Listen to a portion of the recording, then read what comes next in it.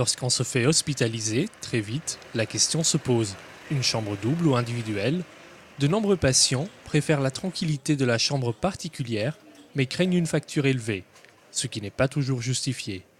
36 établissements hospitaliers, publics et privés des Pays de la Loire se sont engagés pour maîtriser les tarifs. Une chambre particulière, c'est simplement le fait d'être tout seul dans une chambre. Les avantages, c'est que déjà on se retrouve seul sans être accompagné d'un autre malade à côté. On aura aussi un cabinet de toilette pour soi.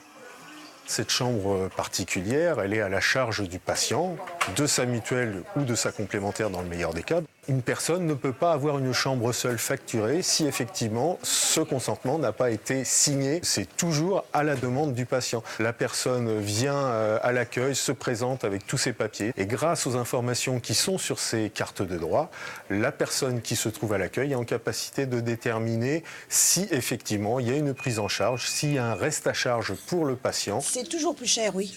Mais après, il faut voir avec la complémentaire, l'assurance complémentaire.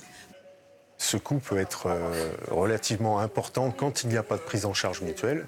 Nous, on intervient en amont de cette prise de coût par l'adhérent, c'est-à-dire qu'on négocie avec les établissements un tarif plafond, un tarif maximum pour que les patients n'aient quasiment rien à leur charge sur cette prestation.